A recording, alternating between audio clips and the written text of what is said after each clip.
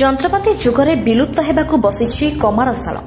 ଆଗେ ଗଛକଟା ଠାରୁ ଧାନ କଟା ପର୍ଯ୍ୟନ୍ତ କୁରାଟି କଟୁରୀ ଦା ବଜାଇବାକୁ ଯାଇଥାନ୍ତି କମାରଶାଳକୁ।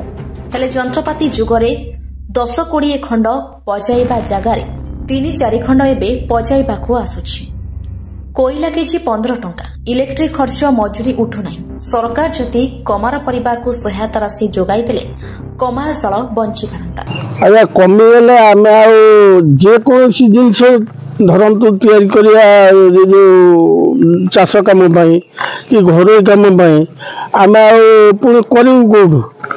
ପୁଣି ନେଇକି ଯିବାକୁ ପଡ଼ିବ ଦୂର ଦୂରାନ୍ତର। ତେଣୁ ଯଦି ଗୋଟିଏ ପାଖରେ ଶାଳ ଅଛି, ଅବଶ୍ୟ ସେ ପାଠଶାଠ ପଢ଼ିଛି କିନ୍ତୁ କୌଣସି ଜାଗାରେ କିଛି ଇଏ ନ କରିକି ଘରେ ଶାଳ ତାର ବୃତ୍ତି ତାଙ୍କର ସିଏ କରୁଛନ୍ତି। ଆଉ ଗଭର୍ଣ୍ଣମେଣ୍ଟ କିଛି ଯଦି ଟେକଅପ୍ ସମସ୍ୟା ଏବେ ମେସିନାରୀ ଜିନିଷ ସବୁ ହେଇଗଲା। ତେଣୁ ଯଦିଓ ମେସିନାରୀ ଜିନିଷ ହେଇଗଲା ଆକୁ ବି କେହି ଛାଡ଼ି ନାହାନ୍ତି। ଧରନ୍ତୁ ପନିକିଟା ପଜା ହେବ, ଆମେ ଶାଳକୁ ନେବୁ ନା ଆଉ କ'ଣ ସେଇଟା ମେସିନାରୀ ଜିନିଷ ଅବଶ୍ୟ କରିଛି ସେ ଟାଉନ ପାଇଁ, ଲୋକାଲ ପାଇଁ କି କ'ଣ ପନିକିଟା ଧରନ୍ତୁ ଏଇ ଗୁଆ କାଟି ଘରେ କିଏ ଖାଇଲା, ପାନ ଫାନ ଖାଇଲା କି ଭଲ ମନ୍ଦ ଏଗୁଡ଼ା ସବୁ ଯେଉଁ ଟୁକୁରା ଟୁକୁରି ଜିନିଷ କଟୁରୀଟା ପଜା ହେବା, କଟୁରୀ କିଏ ବାର କ୍ଷୀର ଆଣିଲା ଘର ଦ୍ୱାରା ତାର କାର୍ଯ୍ୟ ଲାଗିଲା କି ନଡ଼ିଆଟା ଛଡ଼େଇଲା, ଆଦେହରେ ଯାହା ହେଉଛି ତାଙ୍କର ପରିବାର ତ ଚଳିବନି।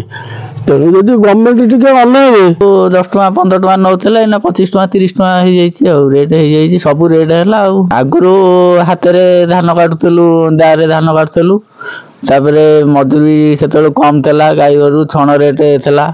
ଏଇନା ଛଣ ରେଟ୍ ନାହିଁ। ଆଉ ଆମେ ମେସିନ୍ ନ କାଟିକି ଆଉ ହାତରେ କାଟିଲେ କିଛି ଲାଭ ଆମକୁ ମିଳିବନି। ପିଲାନି ତ ସେ ବାତି ବନ୍ଦ ହେଇଗଲା, ବାତ୍ୟା ପରେ ପରେ ଏବେ ଇଲେକ୍ଟ୍ରିରେ ଚାଲିଛି। ଆଉ ବସିଥିଲା ଏବେ 20-30 ଖଣ୍ଡ ଲେଖା ଆସୁଛି। କାହିଁ କମିଗଲା ଏତେ?